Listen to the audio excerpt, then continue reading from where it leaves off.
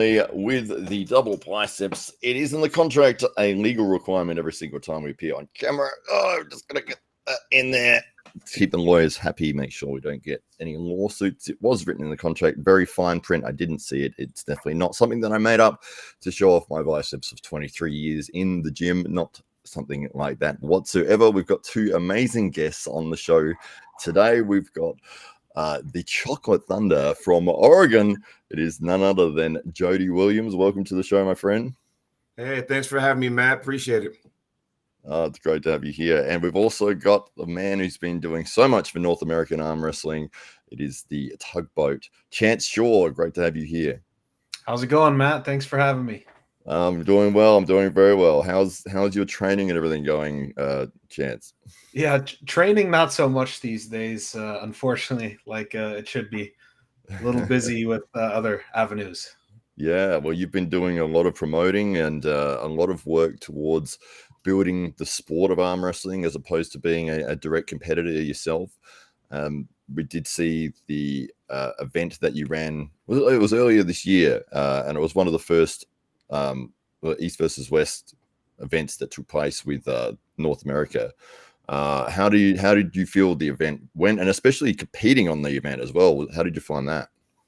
Yeah, so I mean, the first like East versus West attached event I did was actually the Challenger Series in June, and then that went super well. And then Ingen asked me if I would help with the East versus West in Orlando, and that was stressful but super fun helping with that. And then like 4 or 5 days before the event, Ingen's like, "Hey, can you pull?" And I was like, "Sure." Who's my opponent? He's like, "Oh, Devin." I'm like, that's easy.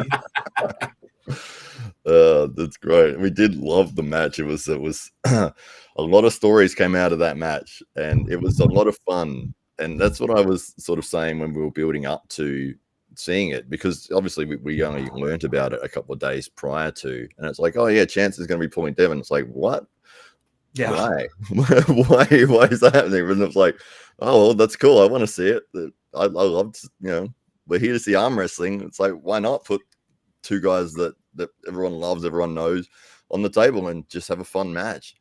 And it was a fun match to watch. There was some real drama that developed, and you came out with the gummy bear song, and there was gummy bears all over the stage, and yeah, amazing. I have never had that much fun arm wrestling. Like, it was just a blast, and I felt no pressure at all because, I mean, first of all, there was no prep time, so I know that I'm not walking in my best, but second of all, it's like Devin. Like, of course, my expectations aren't super high, so I just felt like I could go out and do whatever I wanted, and it was a blast.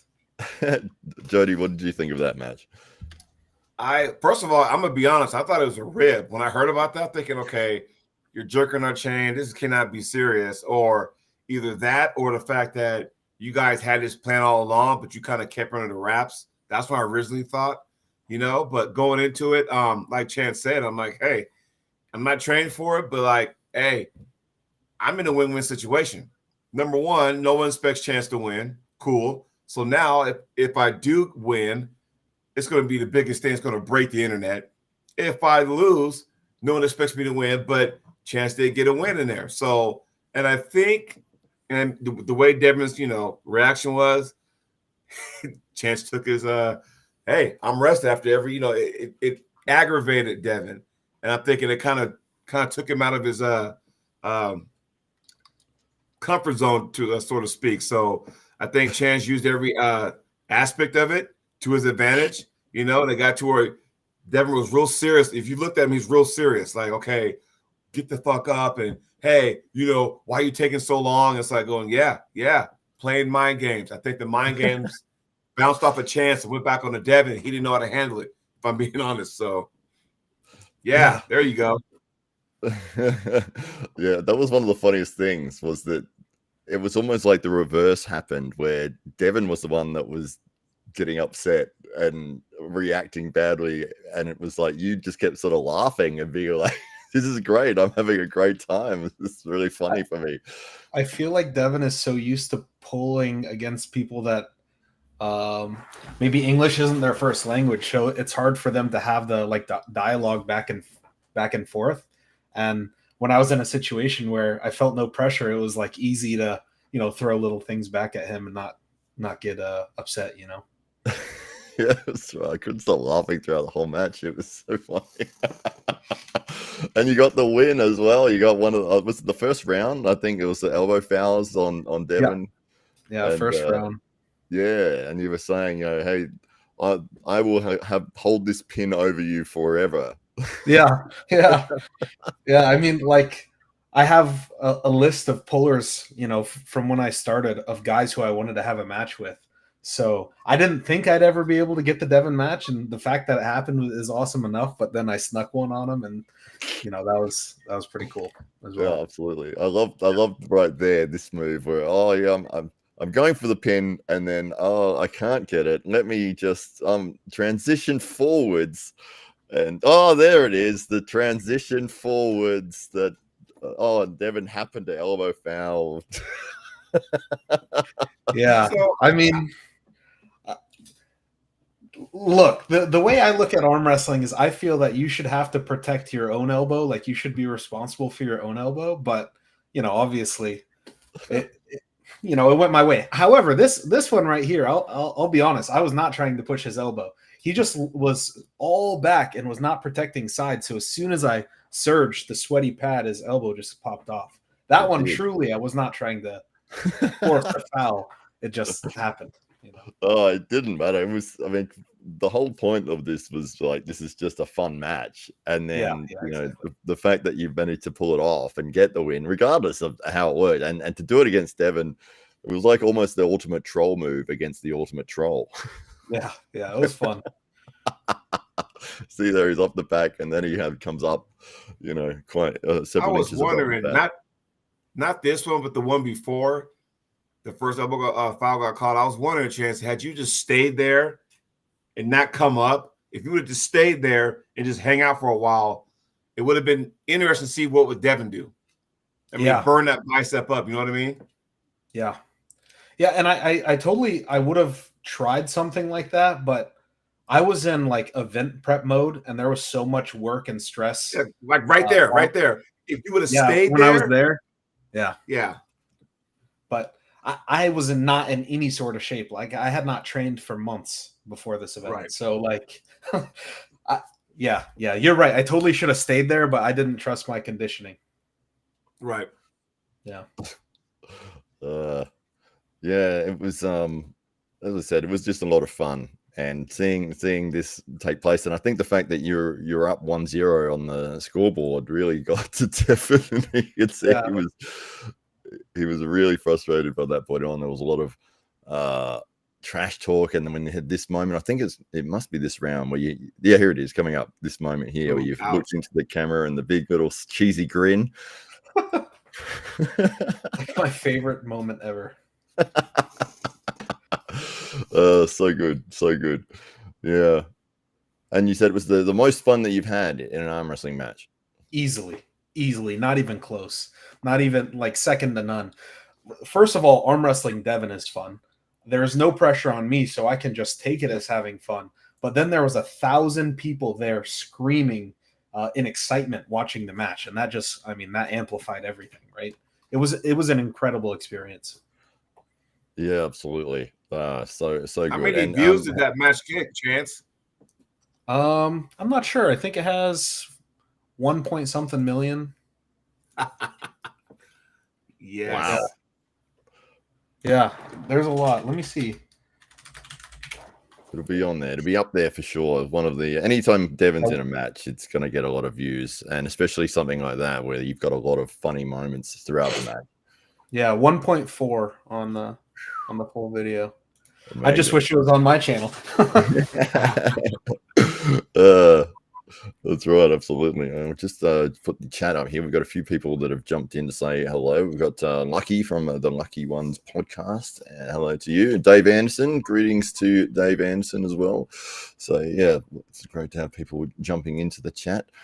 And, we're here with Jody Williams and Chance Shaw. And sort of the theme tonight, we were going to run through the upcoming King of the Table event, which is taking place on December the 15th.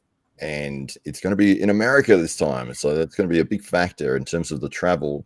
The main event, obviously, Levan Saginashvili event against America's Jerry Cadorette, and it's going to be it's a best of 7. So it's first to 4. It's not one of those 6-round regardless matches. It is first person to 4 gets the win, which I think is a much better way to do things, because usually you'll see a match, if somebody's up 4-0, then the next 2 rounds are completely pointless, and the guys either don't try, or they don't have the rounds, or they just goof around. So yeah, it's much better to solidify the victory at 4-0. But leading into that, so why don't we start with the main event? I think that's probably a good thing to start with. Jerry Cadorette, having the unique style that he possesses with that flop wrist press. And we were talking about this before the show started, Jody, but we were saying that Levan's almost had every top American arm wrestler been thrown his way, and we're down to the very fine specialists, and it's like we're trying to see how he can answer the question of, well, how do you handle a flop wrist press like Jerry Cadorette? And if hopefully in the future it's like, how do you handle the King's move from Michael Todd? So we'll get that question answered on December 15th with Jerry versus Levan. Chance, how do you see the match playing out? I mean, I'm never going to bet against Levan. Like, when you are so dominant for so long, not losing a single round since your very first super match, I mean, for me, it would just be silly to bet against him. And that's not me counting Jerry out. Like, Jerry's very difficult to deal with. If you haven't pulled a flop presser, like, even if you have pulled a flop presser, Jerry's the best at that move, and he puts a lot of pressure on your elbow, especially as a top roller. So I think Jerry has a lane. I will never bet against Levan. And I've pulled them both, not in real matches, but what I felt from the two of them is very different. Yeah, I've heard with Jerry in training is completely different to what he does in a match. And in training, he's almost trying to do, I think Paul Italia was saying this, he tries to work some sort of top roll or something as practice, and it's just not there. Yeah, but the top roll was terrible. Yeah, I felt Jerry's top roll. I'm like, dude, never do that again, please. Like, his hook was strong, his flop press obviously incredible, but the top roll was like, no. It's like, Jerry, stay in your lane. That is not for you. Yeah. Did he go all in on the flop press with you in the training? Yeah, it was like 3 years ago or something. But yeah, we pulled for a couple hours that day. It was good. It wasn't the Jerry that Levan is facing, right? Like, and it wasn't ready goes. So I'm not saying that I can like calculate it or whatever, but also with Levan, when I practiced with him, it wasn't peak Levan and it wasn't ready goes, but I couldn't budge him in a hook, in a top roll. I tried flop pressing. I couldn't move him from center even a centimeter. So like, It's just a different playing field in my eyes. Wow. That's insane. How do you see the match playing? I mean, do you think that it's just going to be a complete one-sided dominance from Levan? Do you think Jerry's got an ability to get one round, a sneaky fast start and get into his spot? I think if Levan gives Jerry no breathing room, it could look a lot like Hermes versus Jerry, where Hermes just went right over top. In my opinion, he pulled Jerry the smartest way, top rolling this way instead of this way. When you top roll Jerry this way, you allow him to get on your arm, but when you hit here, you kind of block all that with your bones. So I think Levan goes straight over 3 times, 4 times in a row. However, if Levan gets cocky and tries to just pull back and let Jerry get on his arm, Jerry will pin him. That's my opinion. Wow. I don't think, like, Jerry is so dangerous if you let him get in his spot. Yeah, absolutely. Yeah, a monster specialist, and it was amazing seeing his victory over Cadorette. Just so dominant in that. And I had picked Cadorette in that. I thought that he was the ideal opponent to line up against Jerry's style. Such a tall guy with a long forearm, and he was just going to be able to to block Jerry's move just straight away and just roll straight through it. But it was the complete opposite. Jerry just blasted through him over and over. Yeah, amazing. I remember I was talking to Devin and Michael as soon as ready go round one, we were like, oh yeah, Jerry's gonna kill him. Because if you try going backwards on Jerry, you're losing. Like I don't know if I've ever seen anyone top roll backwards and beat Jerry. Because like I said, as soon as you do that, your arm's going sideways, and that's what Alex tried to do. Yeah, that's right. I think he was coming back from a bit of a layoff as well with Cadorette, but you would think that, game planning, looking into matches, if you know what you're facing with Jerry, it's like even after the first or second round, that somebody would say, look, Alex, you got to change what you're doing. Like, you are going back, and that's why you're getting pinned over and over. You got to stay straight up. But no, it didn't seem to adjust, and Jerry just rolled through the same technique 4 times in a row and got the victory. Yeah. Don't change if it's working, right? Absolutely. Jody, how do you see the match playing out? Well, I'm gonna have to go back in time, right? So the question used to be, who can beat Levan? Nowadays, the question is, who can pin Levan? Because, like Chance said, we threw in every North American at him. This goes back to the top 8. Tim Bresnan lost 6-0.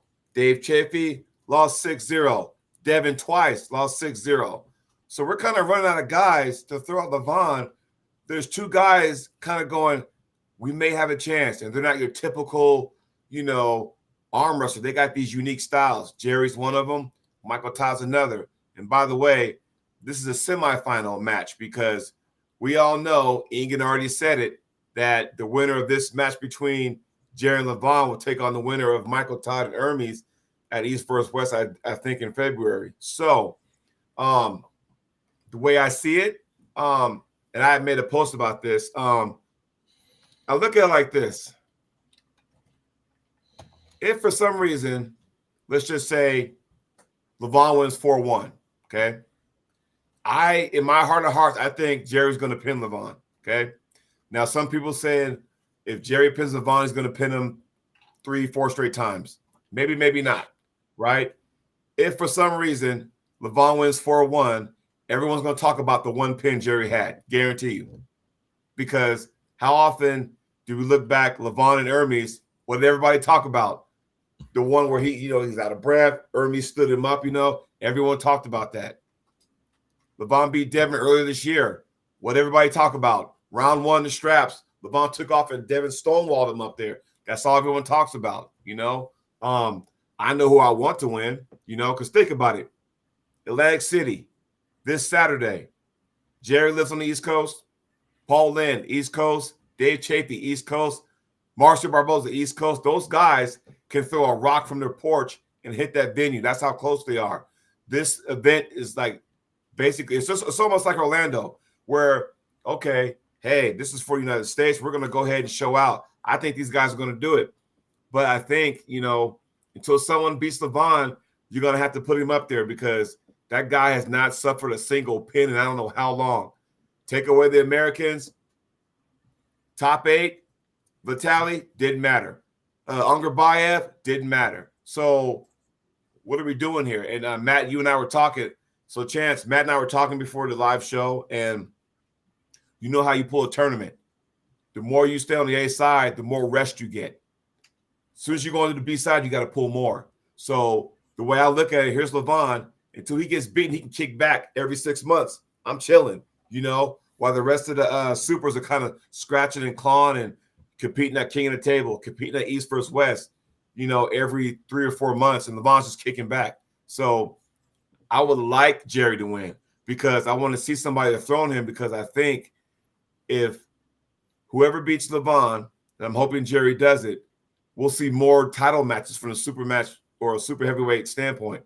I just don't think we see it. Levan will pull once, won't pull again for another 6 months. We're kind of used to that. I hope I'm wrong. But, I really think that, Levan's just too dominant. But like Chance said, depending on how Jerry pulls and depending on how Levan, if he goes over top like that, then yeah, it blocks that.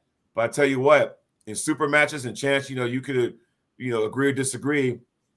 When you lose, it's about making adjustments, right? When you win, you don't have to make any adjustments. If Jerry loses round one, Jerry got to make an adjustment. I'm not a big fan of, same thing, only harder. I'm not a big fan of that because you got to change what you do. That's just my opinion. I think Levan wins.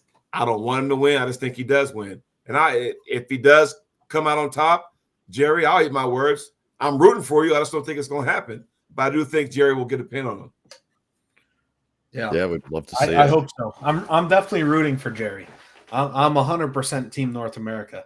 And I agree. It is going to be on, if Jerry loses round one, it is going to be on him to make the adjustment.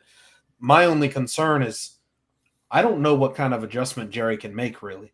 Like, Jerry is like the best, one of, if not the best, one-dimensional guys, So I'm not saying that Jerry doesn't have anything else in his book. Hopefully he does, but we're all used to just Jerry doing the same thing harder every time, right? Yeah, with that, keeping his wrist. But yeah, it'll be interesting. I definitely agree, Jody. I'm rooting for Jerry. Yeah, I think it's the ultimate culmination of the East versus West, and it's going to take place in the West this time, which I think will be a factor. What do you think? The travel Levan's going to have to do from coming over from Georgia all the way to America. I'm not sure if he's going to get an upgraded seat, whether he'll get the emergency row, whether he'll get a first class seat, or whether he'll be stuck in the economy. His knees squished up against the seat in front of him and taking up half of the next seat as well for whatever it is, 14 hours or something. I mean, if you don't do it right, travel affects you big time, like big time. There's a lot of North Americans that are used to flying over to Turkey or Dubai, and they have it down. I feel like I have it down, but all the time you see the first timers that have to fly overseas, or like from Australia, same thing. When you do it for the first time, it's a lot to overcome.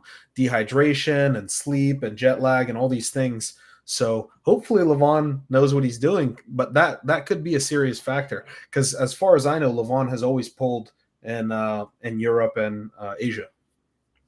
Yep. Yeah, absolutely. We've got a question here from Home Gym Physique. It says, why doesn't Levan pull more often? There's quite a few super heavyweights who have the potential to take him on. What do we think? Jody, what's your opinion on that one? I guess you got to protect the champ, right? You got to protect him, but that's why I'm hoping he does lose, because I think you'll have more title matches in the supers, with that going on. I figure that, Jerry's, or not Jerry, but Levan can be like, hey, I've done what I had to do. I'm going to kick back. You guys figure out the rest. He's at that point now where he can just watch and go, is it going to be Jerry? Is it going to be Michael, Devin, Vitaly? You guys figure it out. Let me know when you're ready and give me a call, and we'll go from there. He's at that point now, and I don't know. He should pull more, but when you're the champ, you don't go after them. They come after you. Yeah, absolutely. Chance, what's your thoughts on that one?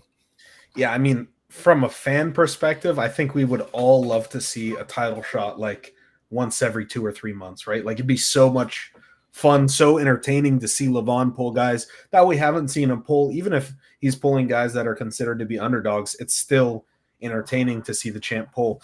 But I mean, from an athlete perspective, I kind of get it. When you look at like, let's say UFC, for example, you don't see John Jones and Tom Aspinall and, and the super heavyweight UFC champs having a fight every couple months. Usually they're once a year, maybe twice a year. So, I mean, I get it. I wish it wasn't the case, though. I'd love to see more matches. And I do agree with Jody. If Levan loses, I think Jerry will take more matches more often than Levan has been for the last few years.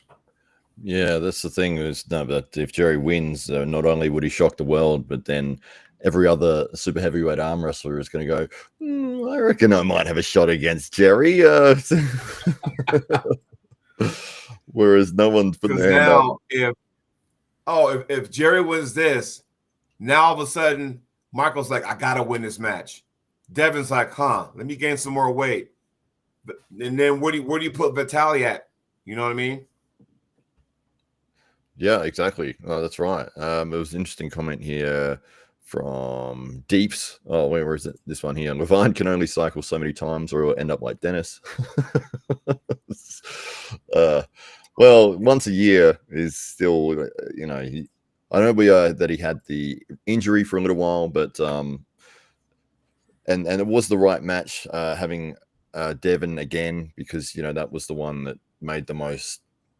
Got the most attention, and everyone wanted to see a rematch, and it happened, and it was probably the most watched arm wrestling match that's ever taken place, and especially in that first round when Devon did get that stop for a few seconds. We saw that a few minutes ago, but to see that take place was probably one of the most exciting moments I've had watching arm wrestling, and regardless as to who you were going for, it was that exciting moment because it was like, oh, can Devon do it? Can he take down the King of the Mountain? And he may get it. He may have it. And for those 5 to 10 seconds, it was he might have it here before Levan was able to make the adjustment. But that's sort of the thing that makes matches exciting and makes matches where you want to see these guys compete as often as possible. But it is something special, and you don't want to roll out your champion too often because, then they start to lose that appeal.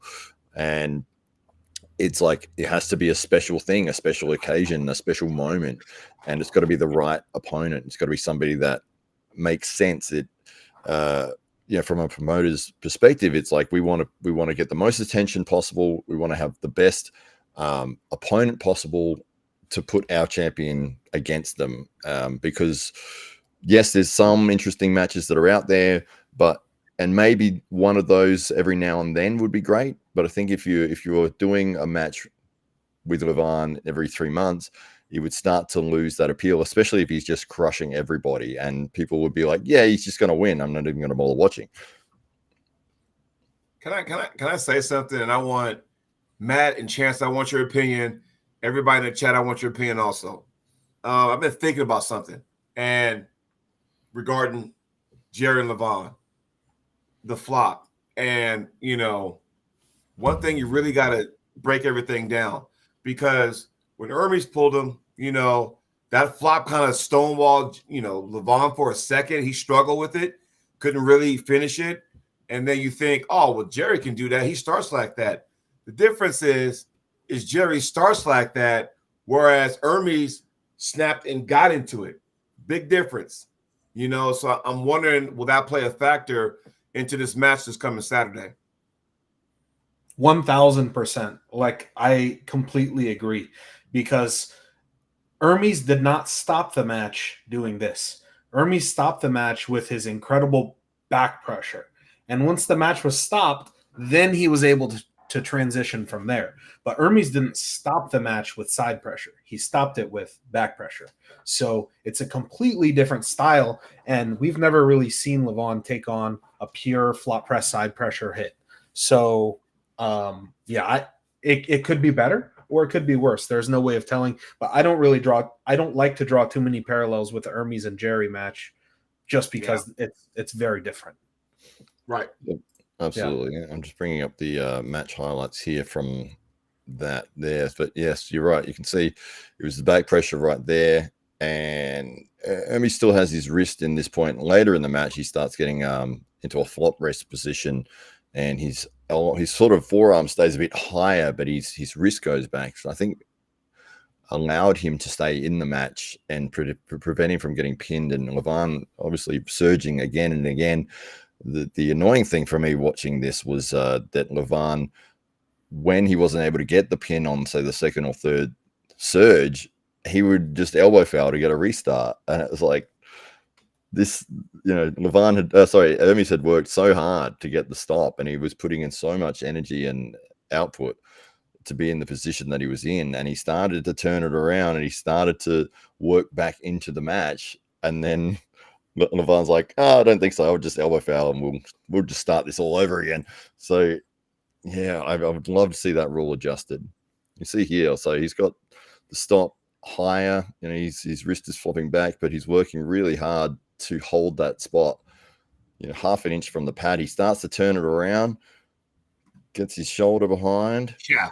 Once I saw that, I was like, oh, shit, because we've never seen Levan in that predicament before where he surged. How many surges did it take for him to even get to that point? And he still couldn't do it, And if Jerry had a back low pressure move, we can very well see that coming back and then, surge and then rotate his body where all of a sudden now my shoulder's behind my hand. I think Jerry has more pressure this way than Hermes does because Hermes, that's not his move. That is Jerry's, but Jerry has to get to that point. But like Chan said, it was to stop here toward the pad and surge up with up pressure and back pressure, and then he's going to transition and rotate like that. I don't think Jerry has that, Yeah, completely different styles. It was interesting the fatigue factor that really hit Levan after he got that 4-0. And this was, again, we were talking about the 6th round regardless format. Once you're up 4-0, the rest of the matches doesn't matter. It's completely pointless. And Levan obviously, had the oxygen tank between rounds, and he was really struggling at that 4-0 point. And they called the match. They said, okay, well, that's it. We're not going to continue. Which in some, I've heard some people say, well, look, if he can't make it to the table then that's a forfeit. Like he should have lost. But I guess, all he would have had to have done was walk up to the table, put his arm there and get pinned. But, there was no point having those extra 2 rounds. I think they officially called it a 4-2, but, at the end of the day, everyone knows it was a 4-0 victory for Levan. Was that the match that implemented the 4 straight instead of 6 rounds now? I would say so. I hope that was one of the reasons that they did, because from when I pulled it, King of the Table, what they told me and what I understand is after the 4th match, it's up to the athletes if they want to continue, but you don't have to pull all 6. So, when I pulled Sergey beat me 4-0, but then we continued and I got the last 2. Right. But yeah, more or less it's over after the first 4, right? Yeah, absolutely. Jody, we didn't sort of cover the final side of Levan's travel. How do you think it will play out for Levan? Will travel be a major factor for him? Well, he's here in the States as we speak. He got here today. Well, there was video of him, today, so he's here. But it'll be interesting because, like Chan said, he's always, in Europe competing where he doesn't go far. Now he has to come over here.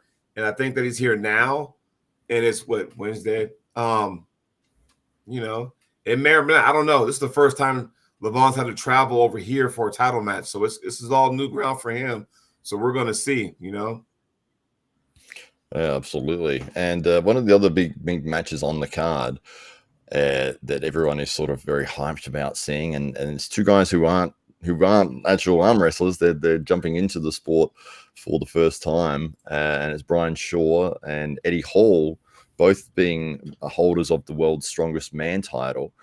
And they've put them together for a match on the King of the Table, one of the biggest promotions going around. And I think that this match is in some aspects overshadowing a lot of the other matches on the card between some of the best guys in the world. It's definitely exciting. From a arm wrestling promotion standpoint, it's amazing.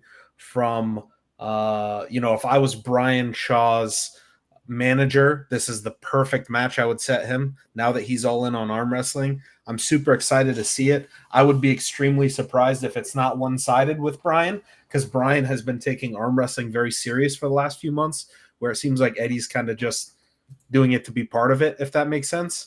But yeah, super exciting. What do you think, Eddie? Says he's been here since Monday. Well, there you go. Somebody's being smart.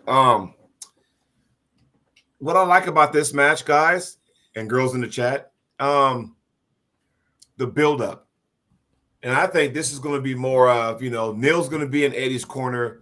Devin's going to be in Brian's corner. And you know what? It's going to be interesting to see who makes the adjustment there, right?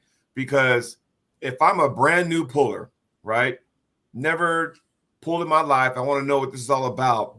If you've been watching, Arm Wars channel. If you the perks, if you've been watching, I think they're on episode 6 or maybe 7 now. If you watch that, and Neil, man, as a teacher, that's the guy you want in your corner. That is the guy you want in your corner. No disrespect to Devin, but when Neil breaks everything down, makes you understand, it's like, wow. But on the flip side, I think the way Devin's teaching, it's just Brian Shaw's grasping it. He's grasping it quickly. And I think, if all else fails, he's going to put that big frame on, Eddie. Man, what's he, 6'6"? Yeah. Brian is like 6'8". No. 6'8", okay, yeah. 6'8", Eddie is 6'3". Not small, but in comparison, like, when you get that tall, and both of these guys are strong as heck, how do you use your strength is what it comes down to. I think, when it comes down to it, it's going to be a big frame Brian Shaw's going to use. You're going to use that long lever, and he's just going to come down on him, chop down on him. Yeah, the ultimate thing for me watching this is I just hope that there's no injuries that take place. Yeah, absolutely. Yeah, please no injuries. Please. Yeah, that's right. Well, both the guys are absolutely incredibly strong, but this still relatively new to the sport. I know Brian's been at it for probably around a year now, but Eddie, 8 weeks he's been training for this, and it's like, I hope that when they say go, that you don't forget absolutely everything that you've been taught and just try to go completely straight sideways, and then we see an arm break or something, and like, that'd be the worst possible thing for the sport of arm wrestling. Yeah, that'd be terrible. Because both guys have enormous followings, and to see them, for months afterwards walking around in a sling, or they're getting surgery to repair a spiral fracture, or it's just, how did they break their arm? It's gonna be the question. Arm wrestling. Oh no, it's just it could be a disaster. But if the match takes place with no injuries, I will be happy regardless of the result. But I do think that Brian's going to comfortably cruise to a victory here. I think 8 weeks for Eddie is not enough at all.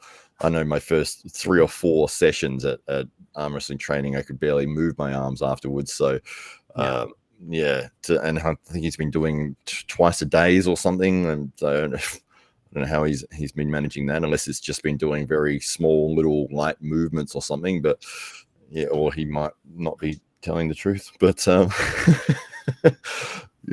who's doing 2 sessions a day of arm wrestling? That's that's going to destroy your arms, your wrists, your forearms, especially as a beginner. So absolutely. Yeah. But how do you see the match taking place, Chance? I see Brian round 1 being nervous. It's his first big match. But after go, I believe he'll have complete control.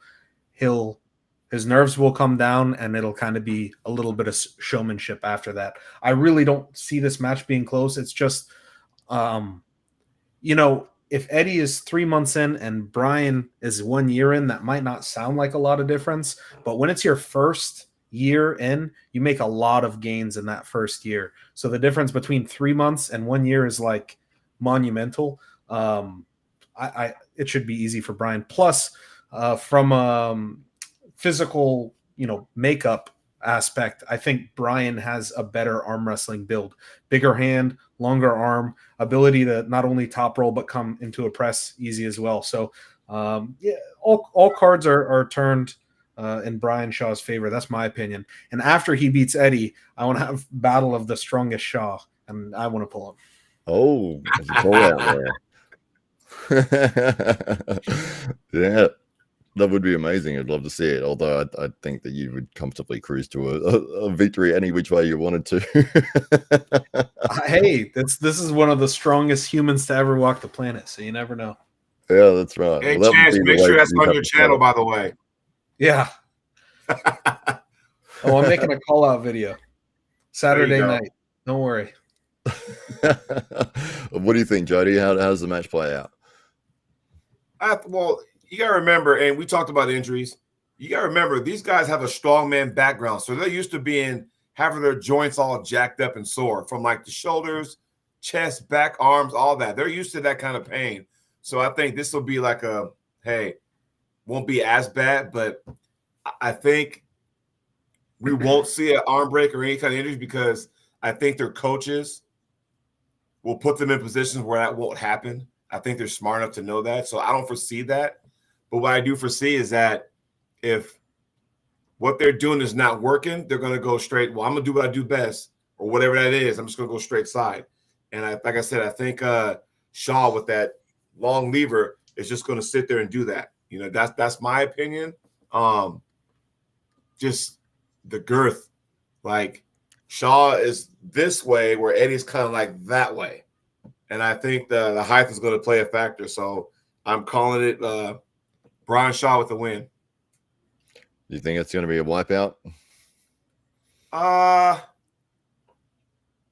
If Brian Shaw gets pinned, it'll be the first round.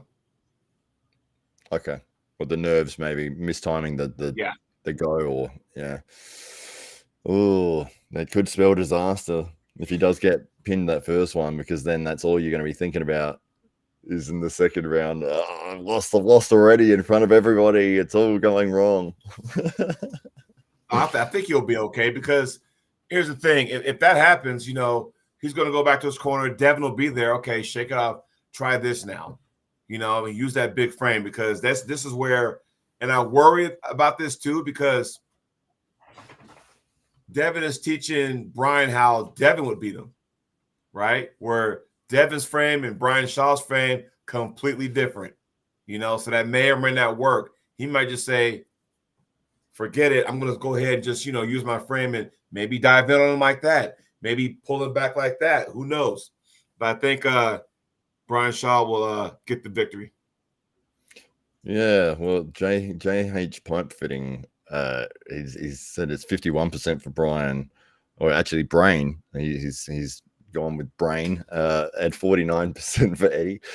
But I think it's probably heavily skewed in Brian's favor. I think it's probably a 90% chance of victory. 8 weeks for me for Eddie Hall to learn everything he needs to take on one of the other strongest humans in the world. Yeah, I don't see it. So yeah, unless something crazy happens, Chance said, you know, maybe Brian mistimes the jump, maybe he just is nervous, maybe, you know, I think there needs to be some sort of outside factor as opposed to their skill on the table, because I would heavily slant that in Brian's favor at this point in time. What was this one here? Sylvester Stallone says, I think Brian slams him first round and then it turns into Hollywood where Brian wins, but it's acting. Oh, okay. I don't think that would take place. I think people would be very upset if it did. Yeah. What was it? We saw some, was it Cadorette? He had that match with that slap fighting guy, and it was like, yep. Yeah. And the outrage that's been poured towards Cadorette for that. Did that take place after his match with Jerry? Yeah. Yes. Yeah. So, but it was very obvious that he was letting the other guy, you know, get the win in some of the rounds. He's hyping arm wrestling. He's trying to get people excited. The other dude's a slap, whatever it is. What do you call them? Yeah. Slap fighters? I don't know. A slapper. And you know, it's like people are there to see the sports, and it's like, why don't we put the slap fighting dude against the arm wrestling and they can arm wrestle? And it's like, yeah, cool, let's do that. And Alex knows he's gonna destroy this dude. He's got no chance in the world, but let's give the people a show. And yeah, oh look, he actually beat me. Wow, anybody can be a good arm wrestler. Yeah, to me it's kind of funny how, even though I think our sports are nothing alike, almost every single time I tell someone I'm an arm wrestler, they're like, oh, do you do that slap thing too? Yeah, I get that as well. Like, no, why is that even like a parallel? I don't get it. I get that too. They bring that. I don't know. Maybe it's the table. Maybe the fact that they stand at a table. Yeah. But yeah, I'll talk about arm wrestling. Oh, have you seen that slap fighting? Why are you talking about that? I'm not talking about that's the stupidest thing in the world. That thing. It's nothing to do with arm wrestling whatsoever. But yes, I get that. I don't get it. Do you get it, Jody? I don't understand. I'm not a real big fan of slap fighting anyway. I can't picture allowing some grown man to slap me in my face. That's I can't do that. So the fact that they try to even coincide is beyond me, you know? Yeah. Well, one parallel I can think of actually is when slap fighting first started, they used to do it over an arm wrestling table, like a few years ago, right? But I don't think that people picked up on that detail and ran with it. I just think for whatever reason they attach it. But we do have an arm wrestler that competes in professional arm wrestling tournaments and professional slap fighting. Oh, who's that? Do you guys know him? Casey from California. Casey Stevens. Yep. Oh, I didn't know about this. How does he do it? It's all his fault. We can blame him for the comparison. Brad Grundy says, do you think the slap guys get arm wrestling questions? Good question. That would be good. I don't think they'd understand the question to start with. Does it benefit the guy with the full beard? Does that benefit that person then? Yeah, it makes it harder to find the jawline, doesn't it? Right. You might just whiff and it's just hair. Right. You get nothing. That'd be amazing if that happened. Be a guy with like a genetically small chin, but like his beard just hides that fact, and people don't realize his chin is up here somewhere. But that's why you aim here, right? Yeah. Go with me, Jody. I'm making up ridiculous statements here. I would just love to see somebody try to slap another guy and only get beard. Swing and a miss. Yeah, that would be amazing. But Corey McPhee says the best part of all interviews today was Eddie saying he didn't realize that arm wrestling is more lucrative than strongman competition, which is great to hear. Is it more lucrative?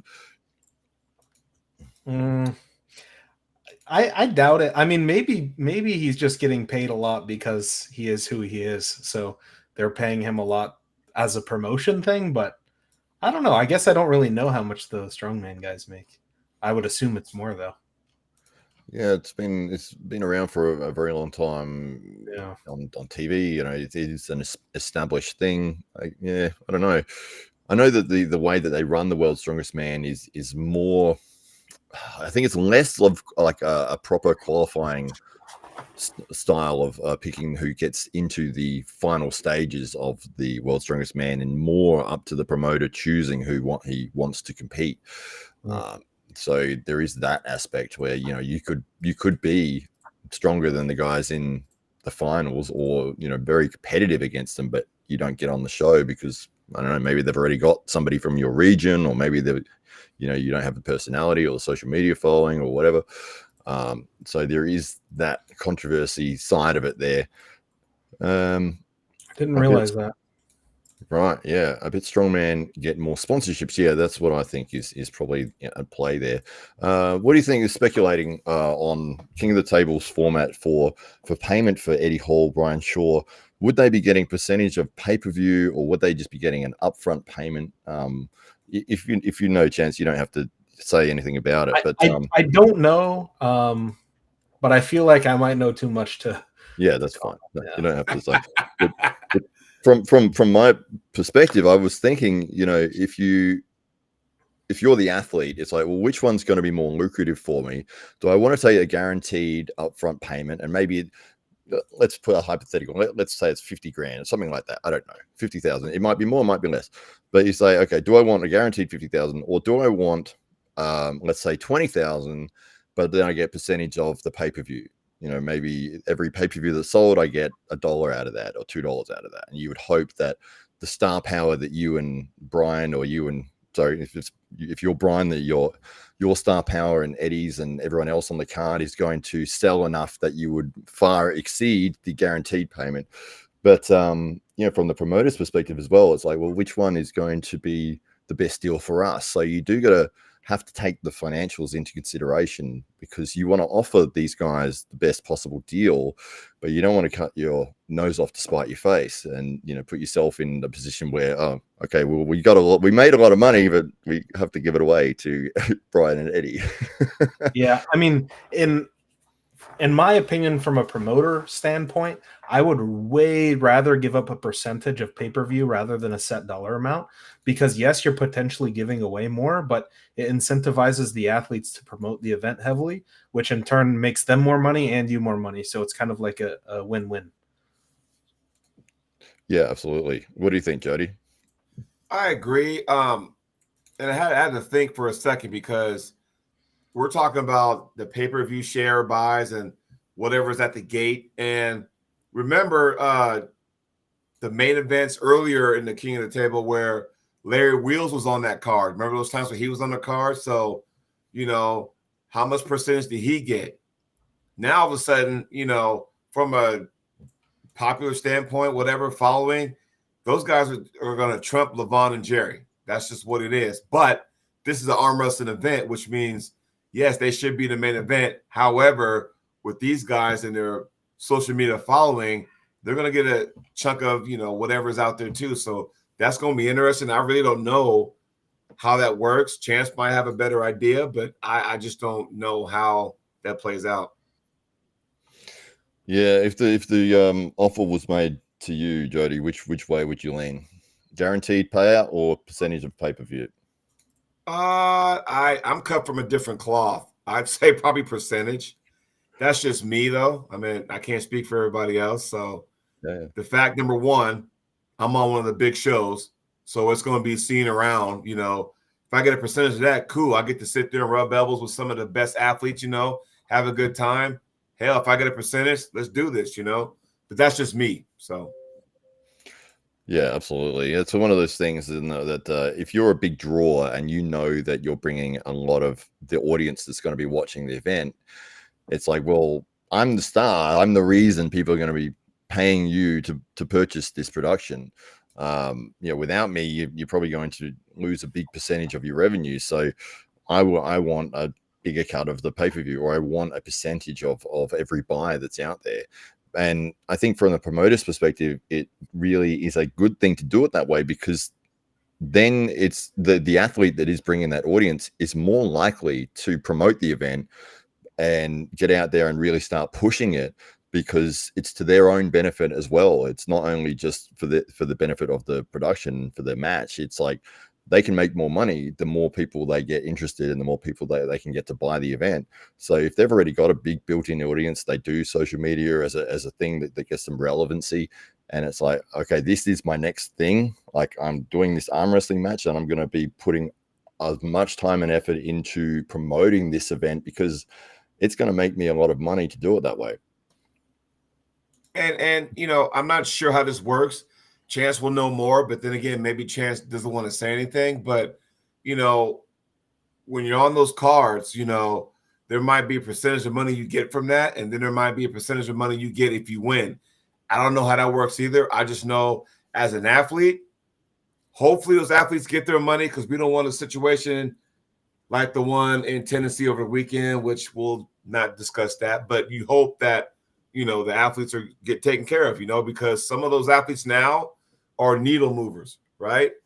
They're needle movers no matter what. So, yeah, I mean, I can kind of speak on that a little bit, Jody, with a vague answer of every athlete kind of negotiates their own contract. So, one athlete might have a percentage, one might have X amount of dollars plus X amount win bonus, one might have percentage plus win bonus, and really there's any way that that can be arranged. It's just up to the the promoter and the athlete to come to an agreement. Yeah, absolutely. There you go. And Chance, you're a promoter too, so I'm pretty sure you and some athletes, kind of sat down and maybe they were at one of your events and says, hey, you know what? Let's negotiate, funds or whatever. I would like this or that. Can you meet that? Yeah or nay? I don't know. I mean, I would imagine it's something like that. Yeah. I mean, I've been on both sides of that coin, so I get it from both sides. Yeah, I think that it was the right match to make. With a lot of people were speculating on what Brian's first opponent and who it would be. And I was always saying, look, it's not going to be another arm wrestler. It's not going to be one of your top arm wrestling guys. That you've got a novelty here with Brian that is very, very exciting. It's going to be his first time trying this new sport for him. He's going to be bringing a lot of interest and a lot of attention, and you want to match him up with somebody that also has a lot of attention and a lot of social media following to get as much possible interest in the match as possible. So because people were throwing around Denis Saplankov, or let's put him against Levan straight away. Jody's disappeared for some reason. Get him back in there. There you go. You just wanted to trade places, didn't you, Jody? Oh no, it froze up on me. I'm thinking I'm the only one moving, but everyone else was kind of frozen. So that's how I know it was on my end. So oh yeah, we didn't move at all for a couple of seconds. Just to throw you off. But yeah, the opponent for Brian, and it was like it's going to be somebody else with a really big name, and it's more than likely not going to be another arm wrestler. I was touting Larry Wheels before he had sort of officially confirmed he's probably not going to be coming back. You know, I mean, hope he does at some point in the future, but I thought that was going to be the best possible matchup that was out there. But you know, Eddie Hall, fantastic, great match. Both guys from that same realm. You get both questions answered. Well, they're coming from world's strongest man. They both won that title. They're both enormous men, enormously powerful, huge followings. They've been in collaboration videos many times together. They're friends. It's going to be a fun match, and people are going to really, really want to see it. The question lies for me is, will the fans of these guys actually shell out the money to buy the pay-per-view? That's the biggest question. Oh, I think they will. Because if they haven't seen arm wrestling before, and it's like, do I want to pay? Like for us, it's like $30. You know, with the conversion and everything, it's like, do I want to pay $30 to see the match, or do I just want to wait for a few hours and see the replay after, or see, you know, highlights or whatever? You know, you would hope that they're doing a good enough job of the promotion to really push people to purchasing the event and, you know, spend the money and here's the link and all the rest of it. One of the things I'm not seeing, I think somebody referenced this in the comments earlier, is a lot of promotion from the King of the Table side of things, which is, you know, kind of disappointing because it's their event, it's their production, and it's like you've got an amazing match here with Levan and Jerry, and then you've got Brian and Eddie, and you've got a card stacked with some of the biggest names in the arm wrestling world.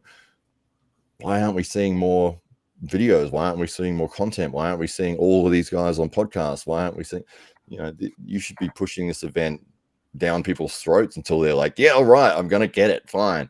Yeah. But I don't think I've seen anything from them. Yeah. Just a few Instagram posts here and there. But I mean, I think that we're gonna see an influx of buys, you know, pay-per-view buys, and maybe even in-person ticket buys from the Eddie and Brian match, just from having them on the card. At least, you know, I really hope so. But I think that without knowing anything, we'll kind of be able to tell if there was support or not. Because if we don't see another Brian Shaw or Eddie Hall match in the next year or so, then we can kind of assume, hey, it probably wasn't worth the money that they shelled out for it. But I really hope for our sport it is. Yeah, the more eyes we have on it, the better.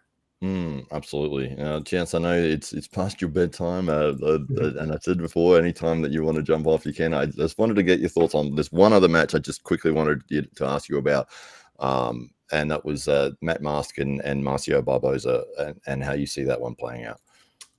Yeah, it's a really interesting match. I wanted to set that match last year and earlier this year. We haven't seen those guys pull a real match since like WAL in 2018, something like that, 2017. It's been a long time. That being said, I have Matt Mask as the favorite there. Matt has been a lot more active, in my opinion, and a lot more successful in his matches than Marcio. We saw Marcio pull Jordan Sonev. Didn't look too great. We saw Marcio pull Irakli, didn't look too great. But Marcio did pull Pavlo, and then obviously that was 3-2. So I have Matt as the favorite, but I wouldn't be surprised if Marcio can pull it off either. I'm just really excited to see these guys go at it again, because they're the two guys I was watching go at it when I was first getting into the sport. So like, yeah, overall, I think it's a really exciting match. Yeah, for sure. I think I'd agree with you there that Matt is the favorite there. More activity. I mean, it's hard. It's kind of hard with Marcio. You know, he had a lot of time off, and then to come back and your first opponent is Jordan Sonev. So it's like, yeah, well, anybody's got to look bad against him. He's phenomenal. But has he come back to a level where he's going to be competitive against the wild horse of Matt Mask? And I think I've said this a few times on the show, but anytime that Matt Mask pulls, I'm going to watch, because he's one of the most entertaining arm wrestlers. And look at that face. It's like he wants to kill somebody when he comes out. He's so furious. And he says in interviews that, you know, he feels 30 to 40% stronger if he gets himself in that state of mind where he's just absolutely raging. And you can see there the wild eyes, that he can't stand still. He's looking at everything in the room. He's ready to go. He's ready to take somebody on. Yeah, it is an interesting side of the sport, the psychology that goes into it. And Matt Mask found his technique, which works for him, and that is to get, you know, that wild horse going, that absolute adrenaline and fury and anger. Some of the other guys that you'll see will come out very, very the opposite, very quiet, very calm. They'll walk to the table with no fanfare. And then when the match starts, that's when they explode. But it does make for some interesting characters. And yeah, Matt Mask is definitely somebody that I absolutely love watching. Even just for, like, regardless as to the match, regardless as to what the score is, it's like this half of it, him being at the table looking like a crazy man, is the entertaining aspect of it for me. Yeah. I think if Marshall has a chance, it'll have to be in the strap, and he's going to have to apply some kind of down pressure before the go, because, you know, the way Matt pulls, and once again, Matt's using that low hand top roll, which goes over, you know, Marcio's hand and wrist, and he'll use that frame, that long lever. It's just, and they pulled so many times in WAL. It just seems like the same. Here we go. You know, it's season 6. You know, episode 14 kind of situation where, you know, Marshall has to create some kind of down pressure to stop Matt, get him stuck up here. If you create down pressure, Matt will open himself up. But if you don't and try to, you know, match his up pressure, Marshall's going this way. That's just how I see stuff, you know. And then he gets into this war like what we're seeing right now, where he's kind of outside of his shoulder. You know, Marshall can win like that, but you don't want all your matches looking like that either. Yeah. But this is back when Matt didn't have a finishing move. Matt does have a press now, so we've seen that. Yeah. I also think another great option for Matt, or for Marcio rather, is just to pull Matt exactly how Brad Grundy did it.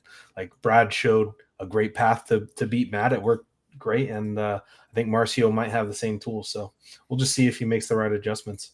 Yeah, Brad is in the chat as well, and great to see him in here. There he is, one of his comments there. He was talking to somebody in the chat with that one, but great to see Brad in here. What did you think of Brad? The last time we saw him competing, he looked phenomenal. He was very dominant, and he sort of put out a bit of a call out to the top guys and laid out some money and said, look, here's $5,000. Anybody that will take me on, like, let's come and get it. And he didn't really hear anything in response to that, which I think was quite disappointing. And I think at that point, there was something about that he was going to step away from the sport for a little while.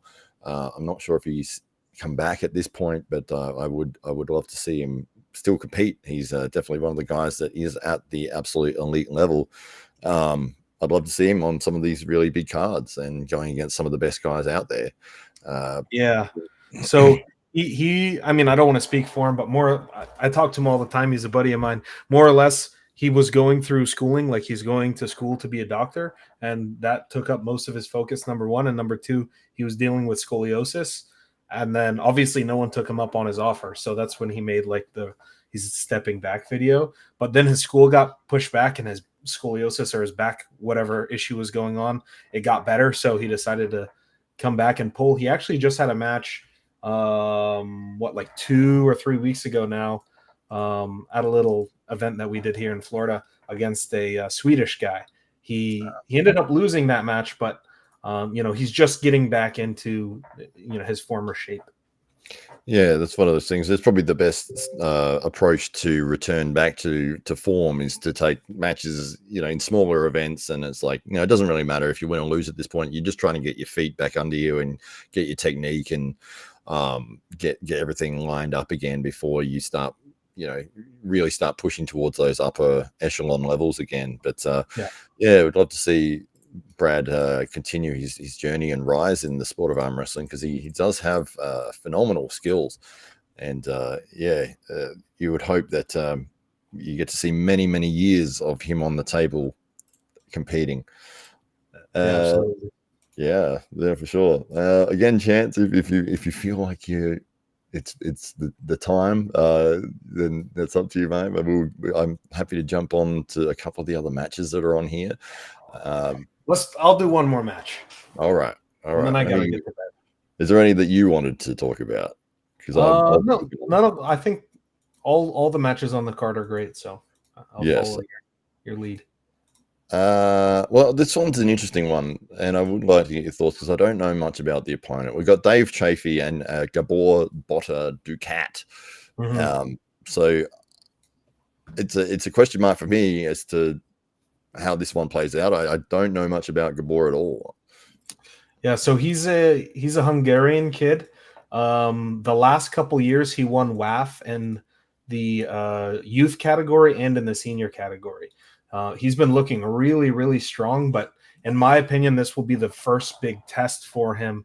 On that next tier level. Not to say that guys competing in WAF aren't that level, but in the super heavyweights especially, most of the top guys are East versus West and king of the table. So for me, it's really interesting to see how the current WAF guys compare to one of the most elite guys on the planet, and Dave Chaffy. So I think Gabor, or however you say his name, I think he's only like 22 or 23. So super exciting to see him on the big stage, and win or lose, I have a feeling that we're going to see him more in the future. Yeah. How do you think this will play out in terms of Dave Chaffy's, like, will he get, I can almost feel like it could be a lose-lose situation for him here, because it's like if he wins, it's like, yeah, but you beat somebody that is 22 and, we don't really know. But if he loses, it's like, well, you lost to somebody who's 22 that we don't really know. It's like, I don't know. I'm not. I like the fact that he's taking matches that he wants to step up and take on the rising stars of the future. But what do you think about his outcomes of this? Like, does he win in any scenario here in terms of winning the match or losing the match? I think, if he, a lot of people are having doubts about Dave Chaffy, right? Like we could just kind of say that openly. Dave hasn't looked as good as he has in the past, but he is facing the current reigning world champion. So winning at least puts it to rest that he is at the end of his path, in my opinion, because again, this is still a guy that we might not be familiar with, but a guy that's a high caliber. You don't win worlds multiple times on accident being okay. Like, you have to be very, very good to do that. So I think it gives Dave an opportunity to put some of that talk to rest, as well as the fact that I can respect Dave for never saying no to an opponent. He will say yes to anyone that you offer him, and I really respect that. He doesn't hide from anyone, and if he does lose, this will kind of be the breakout match for a next superstar, and it's kind of cool to be a breakout match for someone, even in a losing scenario, in my opinion. Yeah, it's fantastic for Gabor to get on this stage, especially against somebody who's one of the greatest of all time, and it will be in one of the arm wrestling Hall of Fame in Dave Chaffy, and it is a good sign to show that does Dave still have it, and as you said, a multiple winner of the amateur championships and the WAF in both in juniors and in the heavyweights and the seniors. Seeing some of his matches here, Well, I'm just trying to see what style he employs. What is he? Well, it looks like he's more of a top rolling style, which may play into Dave's world a little bit in terms of being able to block that. But he's a very, very big young man. I think, was he 22 years old? Yeah, 22, 23, somewhere around there. Jody, any thoughts on this match? A lot depends on how Dave feels. I mean, we all know as athletes and arm wrestlers that when you have no pain, you feel a lot better. And it's always been the neck of Dave. And, I know he pulled at the last East vs. West, looked pretty good, but he says, that pain, that lingering pain is gone. So nobody knows his body more than himself. So you kind of want to take his word for it. But that youngster looks pretty solid. But I think Dave's going to position himself where he might be able to catch that, or he's just going to run into a wall and Dave's just going to go like that. So we'll see. Obviously, I'm rooting for Dave, but we'll see how it is. I mean, because when you tense up from the neck area going down. When you get ready on the go, we all do it. And so if that pain is gone, then we'll see some explosiveness from Chaffy. Yeah, absolutely. We could just quickly run through each match. Just very, very much a one sentence. What do you think will happen in the match, and maybe a prediction if you want. Chance, we can finish up with that. Sure. All right. So we've got Kevin Palco and Joseph Moranto, both Americans. I'm not super familiar with Joseph. I think he's out in like the Arizona, Utah area. He looks super strong. I watched some videos on him. I'm going to take Kevin Palco on experience there, though. Yeah, I think that's fair. Jody, your thoughts on that one? I agree. I haven't seen enough of the other guy, but I think doesn't Palco train with Todd Hutchins? I know they're both from Ohio, so I would assume so. Yeah. So I have to give the edge to him based on I don't know the other guy as much. So my apologies. So that's all right. That's fine. We'll move on to the next one. Corey West from America, and he's facing Tobias Sporong from Sweden. I think it's Sweden. Yep, I've got a Sweden, flag there. And what are we feeling on that one? For me, this might be the closest match on the card. I wouldn't really be surprised with any outcome here. I'm really excited for the match. Both beasts both have a bright future in arm wrestling. So it'll be exciting for me. Jody, this is left hand, right? Yeah, it is left hand. Yeah. I think Corey pulls a little bit different left hand. He does right, so it'll be a challenge. I mean, he has that big bear claw, so it's going to be interesting to see how Tobias tries to deal with that. But I'm thinking Corey's going to outpower him. But Tobias is real quick, so Corey better be ready and not be sleeping on the go. But I think Corey will figure it out and take the victory. Oh, fantastic. And we've got a rematch here for the women's title, and it's Gabby versus Barboza. So we did see them face off probably 2 years ago now, maybe a year and a half, 2 years ago, and Barboza was able to get the win over Gabby. Will she repeat that? Yeah, this is another one where I think it's a super close match. It's always exciting to watch these two pull. I was there in person. I got to watch that last time. It's really exciting. Barboza, super young. I think no one will argue with the fact that at one point she's going to be unstoppable. She's going to be the Leavan of the women's class. I just don't know if that's the time yet. She did beat Gabby last time, but it was 3-2. I'm leaning Gabby this time. 3-1. Wow. Jody?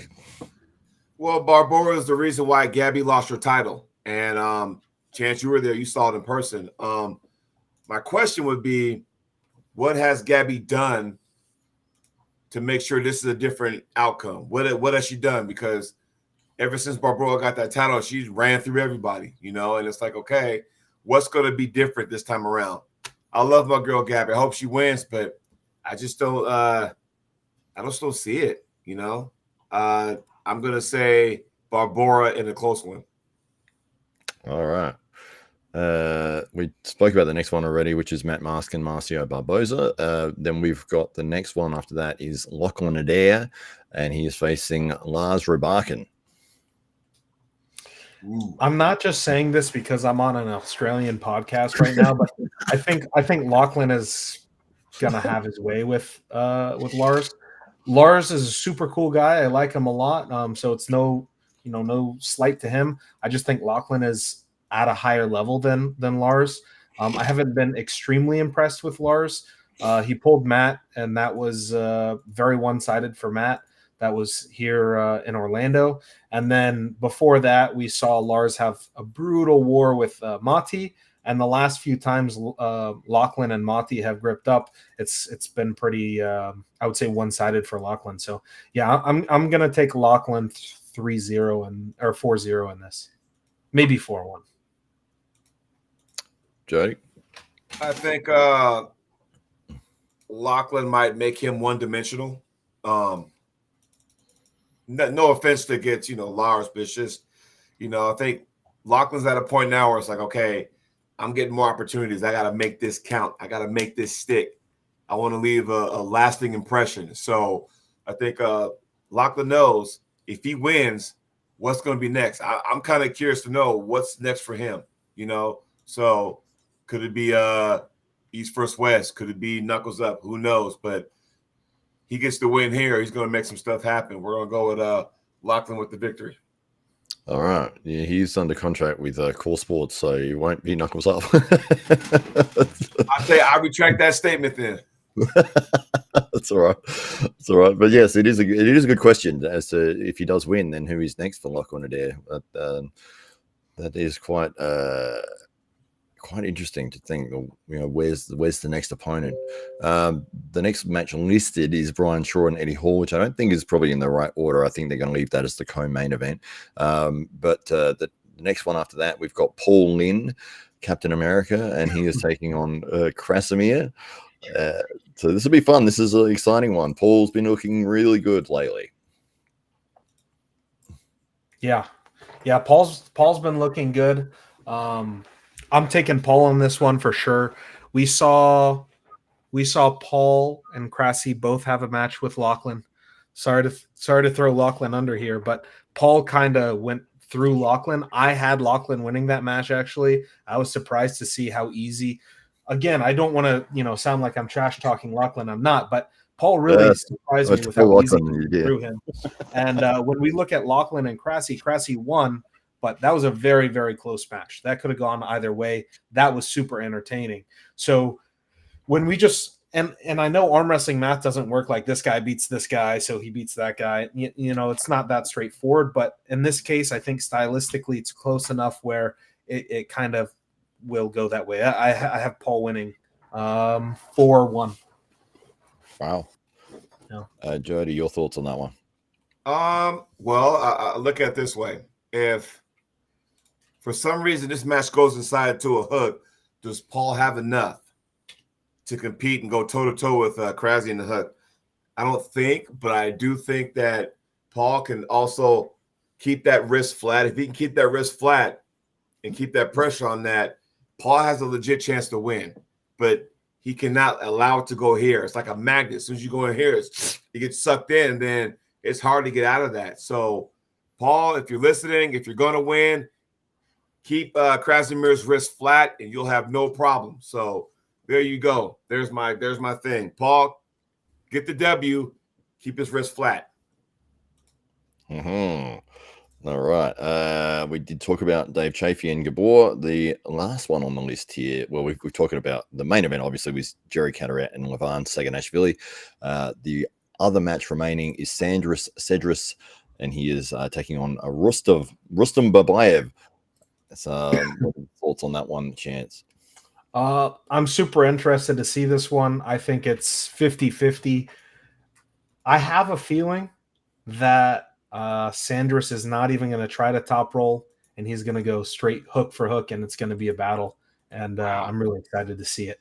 Sandris, I don't know if you guys have been keeping up with his Instagram or his YouTube, but he's looking in the best shape I've ever seen him. I mean, vascular, and it looks like he's been taking his nutrition like very seriously. So yeah, I'm excited to see it. Really, I think on paper I would favor Rustum like slightly, but I don't know. I have a good feeling that this match is going to be a banger. Absolutely. Yeah, for sure. What do you think, Jody, in this one? You know what? I was on my podcast show with Ryan Espy and the crew talking about this yesterday, and it was so like, 51-49. It can go either way. And you know what? I forgot who I actually had winning this match. It was that close. Like, I don't know. I really don't, because you don't want to count out Rustum. If you try to even go inside, he's one of those guys. You go inside, I'm gonna make you pay. But does Sanders use his frame? I think he might. I don't know. You're trying to remember who you picked. I am trying to remember. I didn't write it down because my other co-host wrote it down, so I don't remember. That's how close this match was. I don't remember. Yeah. It's like I'll stall with a drink of water while I try to remember. It is one of those matches that's close enough where one day you pick Rustum, the next day you pick Sanders, and then you go back to Rustum and you go back to Sanders, because it's a hard one to predict. Yeah, right. That's the best matches, though, when it's like that, because it's going to be really competitive. When it's a squash match, it's like, he's obviously just going to destroy him. It's like, yeah, I might watch, I might not. But when you don't know, that's where it's interesting. Yeah. This is how I felt when the match between Alajan and Matrusenko happened. Before, it was like, who do you pick? That's the way I feel about this match. Yeah. Yeah, for sure. Well, we've covered the whole card there, and it's so good to have both of you guys on here. We might wrap things up, I think. And so thank you for everyone in the chat. We had some great questions, and it's always good to see people writing comments and getting their own little conversations going about what we're talking about. And it should be a very exciting event this Saturday in the United States. It's going to be King of the Table 13, headlined by Levan Saginashvili, the world #1 arm wrestler. He is taking on the American Dream in Jerry Cadorette, and we'll see if his flop wrist press style will get him the victory or get him a pin. We'll just see if that question gets answered as well. But thank you, Chance Shaw, for coming on, and thank you, Jody Williams. It is an absolute pleasure to have both you gentlemen on the show. Any final thoughts, Chance? People can follow you on different social media. I know you've been pushing your TikTok and all the rest of it as well. Yeah, well, first of all, thanks for having me on, Matt. I appreciate it. Yeah, you can follow me on any social media: Instagram at Chance Shaw, YouTube Chance Shaw, TikTok Chance J Shaw. Honestly, I have not really been posting that much, but you can subscribe or follow and keep your eye out, and I might surprise you with a video here and there. Fantastic. And Jody? Yeah, I'm on a YouTube channel. You can check me out there. I'm on Instagram. I'm a little bit too old for TikTok. I don't know how that thing works, but but other than that, though, yeah, you can find all my stuff there. Actually, I posted one of my matches from Washington State this past weekend, a victory over James Wall, by the way. Thought I'd throw that out there. Did you beat him? I didn't get to watch that. Oh, it's on there. It's on my YouTube. It's on your channel? Yeah, it's on my YouTube channel. It's on Facebook. And I am very, very glad of that because, James, it was your typical inside puller versus outside puller, and it was a war. So feel free to check it out, everybody. Other than that, Matt, thank you very much for the invite to be on the show. I appreciate that. I was just there it is. That up. Sorry, I just thought I would load it while you were talking. There it is. Look at that, Jody Williams with the fast start. And you've got a great position there. James's wrist looks like it's bent backwards. He's trying to pull through without his hand, but he's not getting that shoulder far enough behind his hand. You're using a lot of back pressure to keep him out. You've looked at going inside there for a second. James shaking his head. I tried to jump up for a press, but it didn't.